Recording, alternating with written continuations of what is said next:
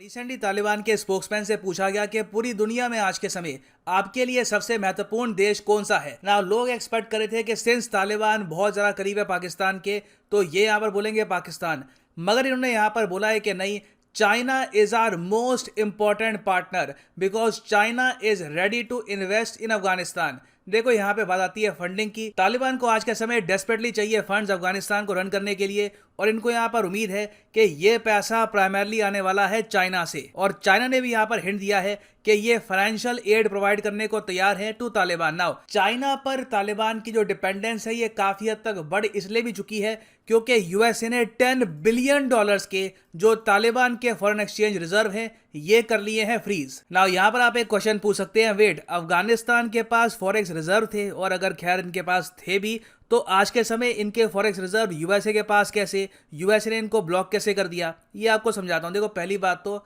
अफगानिस्तान अपने आप में एक ह्यूज देश है, सेंट्रल एशिया के बहुत ज़्यादा करीब है, काफ़ी बार इसको ज्योग्राफी में सेंट्रल एशियन कंट्री भी कहा जाता है। तो ऑब्वियसली यहाँ पे जो ह्यूज पॉपुलेशन है ऑलमोस्ट 4 करोड़ की, 3 crore 80 lakh to be precise, ये कुछ बेचती भी होगी दुनिया को।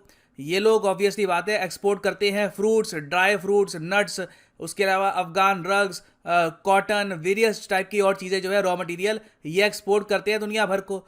तो उससे कुछ कमाई भी होती होगी क्योंकि फॉरेन एक्सचेंज रिजर्व आप अगर देखो तो प्राइमरली कब बनते हैं, जब एक कंट्री एक्सपोर्ट करना स्टार्ट करता है। आज के समय आप अगर देखो रिसेंटली रिपोर्ट आई है कि इंडिया के forex reserve all time high पर चले गए हैं एट $633 बिलियन। इसके पीछे एक बहुत बड़ा रीजन ये है कि हमारे एक्सपोर्ट्स अचानक से बहुत ही ज़्यादा बढ़ चुके हैं। ना जब यूएसए ने एंट्री करी थी अफगानिस्तान में 2001 में, तब यूएसए ने भी कोशिश करी कि इनके जो एक्सपोर्ट्स है बढ़ाते हैं, इनके लोगों को एम्प्लॉयमेंट देते हैं। यूएसए ने कोशिश करी मगर कोई खास इंडस्ट्री यहाँ पर यूएसए खड़ा कर नहीं पाया। मगर यूएसए ने यहाँ पर एक चालाकी करी।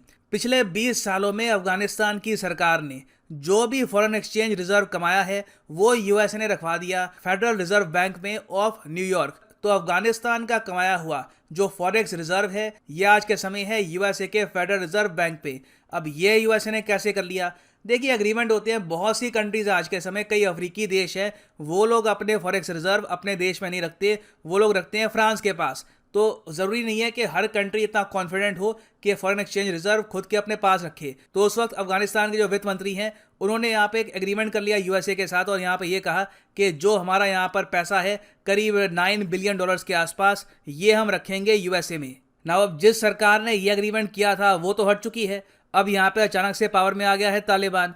अब तालिबान के लिए प्रॉब्लम यहाँ पर यह है कि जो ये फॉरेक्स रिजर्व है रफली $9.5 बिलियन का, ये यूएसए ने कर दिया है ब्लॉक। नाउ यूएसए ने अचानक से ब्लॉक नहीं किया, यूएसए ने देखो ऑफिशियली तालिबान को कभी भी आतंकवादी नहीं कहा, मगर यूएसए के पास और बहुत सारी लिस्ट होती हैं, बहुत सारे डेजिग्नेशन होते हैं जिसके अंडर अगर वो किसी ग्रुप को डाल दे तो वो ग्रुप यूएसए में बैंकिंग नहीं कर सकता।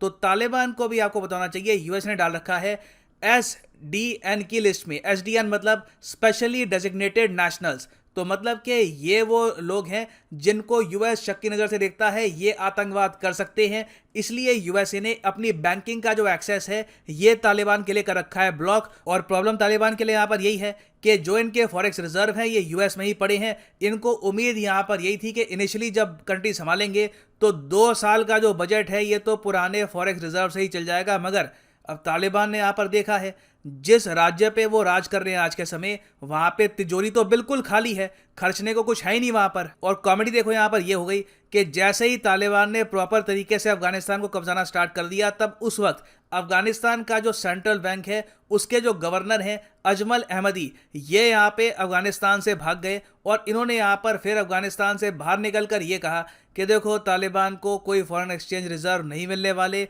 सारे रिजर्व्स पड़े हैं यूएसए में।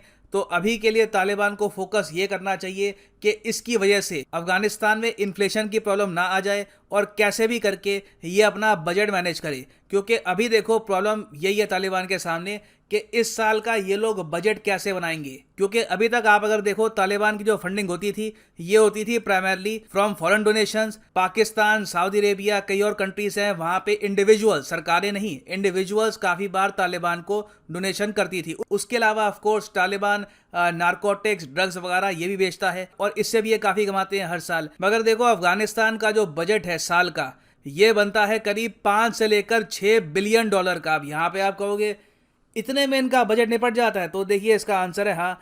तालिबान अभी बहुत पीछे है। वॉर ने इस कंट्री को बर्बाद कर दिया। यहाँ पे शिक्षा, सड़कें, इंफ्रास्ट्रक्चर, ये सब जो चीज़ें हैं अभी इसके बारे में ज़रा कुछ सोचा भी नहीं जा रहा। बहुत सी चीज़ें यहाँ पर अभी फिर से रिबिल्ड होनी है, फिर से जो कंट्री है इसको खड़ा होना है अपने पैरों पर। But for the time being यहाँ पर सिचुएशन ऐसी है कि पिछले कई सालों से इनका जो बजट है ये इतना ही होता है, 5 बिलियन 6 बिलियन के आसपास, और इतने बजट में पूरा अफगानिस्तान आराम से प्रॉपरली फंक्शन कर लेता था। नाउ तालिबान के लिए प्रॉब्लम यहाँ पर यह आने वाली है कि पहली बात तो फॉरेन फंडिंग अब नहीं आने वाली। दूसरी बात अब यहाँ पर यह भी है कि जो ट्रेड करते थे भारत के साथ, ये जिससे कुछ हद तक अफगानिस्तान को प्रॉफिट होता था, आप जब ट्रेड करते हैं तो सरकार यहाँ पे ड्यूटी वसूलती है, कस्टम से पैसा वसूलती है, वो पैसा भी नहीं आ रहा। तो तालिबान जो ये 5.5 बिलियन डॉलर्स है ये कहाँ से लेके आएगा? चाहे बहुत छोटा अमाउंट हो इंडिया के पर्सपेक्टिव से, हमारा जो सिर्फ डिफेंस बजट है वही 70 बिलियन डॉलर से ऊपर होता है। इनका टोटल कंट्री का बजट ही इतना है, मगर आज के समय इनके लिए प्रॉब्लम है, इनके पास इतना पैसा भी नहीं है। फॉरेक्स रिजर्व ब्लॉक्ड है इनके, तो घूम फिर के कहाँ पे जाएंगे? लेंडर ऑफ लास्ट रिजॉर्ट के पास, चाइना के पास। और चाइना के पास देखिए गोल्डन अपॉर्चुनिटी यहाँ पर ये है कि इनको रफली 1 से लेकर 2 बिलियन डॉलर की चाइना को देनी है एड। ज़्यादा पैसे की आवश्यकता नहीं है इनको। पाकिस्तान आप अगर देखो कुआ है, ऑलमोस्ट हर साल उनके पीएम पहुंच जाते हैं बीजिंग और कहते हैं कि 6-7 बिलियन और दो। एक बार को चाइना भी घबराता है कि जाता कहाँ ये पैसा, मगर पाकिस्तान का केस ऑल टुगेदर डिफरेंट है। अफगानिस्तान को इतनी ज़्यादा एड की आवश्यकता नहीं है। चाइना रिलेटिवली बहुत कम अमाउंट पे करके तालिबान को प्रॉपरली कंट्रोल में रख सकता है, और इसलिए चाइना आज के समय बहुत ज़्यादा इंटरेस्टेड है बगराम एयरबेस में। देखो दुनिया में ये असूल होता है, there is no free lunch. Free में जियो पॉलिटिक्स में कोई कुछ नहीं करता। तो चाइना भी अगर यहाँ पर एड प्रोवाइड करेगा तालिबान को, तो उसके बदले में ये लोग कहेंगे कि अफगानिस्तान का जो सबसे बड़ा एयरबेस है ये हमको प्रोवाइड करो। और चाइना एक प्रॉपर सर्वे करेगा पूरे अफगानिस्तान का, और ये यहाँ पर जानने की कोशिश करेंगे कि कहाँ पर यहाँ पे लेड है, कहाँ पे कॉपर है, कहाँ पे यूरेनियम है। और उसके बाद हो सकता है कि after a very long time China proper तरीके से माइनिंग भी स्टार्ट कर दे इन अफगानिस्तान। तो देखिए ओवरऑल ये इंडिया के लिए काफ़ी ज़रा बैड न्यूज़ है, क्योंकि तालिबान जितना ज़्यादा और डिपेंडेंट होता रहेगा चाइना पर, उतनी पॉसिबिलिटी यहाँ पर यह है कि तालिबान कश्मीर के इशू को रेस करेगा और आतंकवादी फैलाएगा भारत में। ऑलरेडी तालिबान ने रिसेंटली ये कह दिया था कि कश्मीर का इशू ये रेस करेंगे दुनिया भर में। उसमें देखिए एक एस्पेक्ट ये भी हो सकता है चाइनीज़ इन्फ्लुएंस। हमने ऑलरेडी देखा है चाइनीज़ इन्फ्लुएंस कितना पॉइजनस हो सकता है। नेपाल में जब प्रो चाइना पीएम बैठ गए, हम सबको पता है कि कैसी कैसी स्टेटमेंट्स आई थी इंडियंस के बारे में। तो देखिए चाइना का इन्फ्लुएंस काफ़ी नेगेटिव है और डेफिनेटली इसका काफ़ी खराब इम्पैक्ट भारत पर भी पड़ेगा।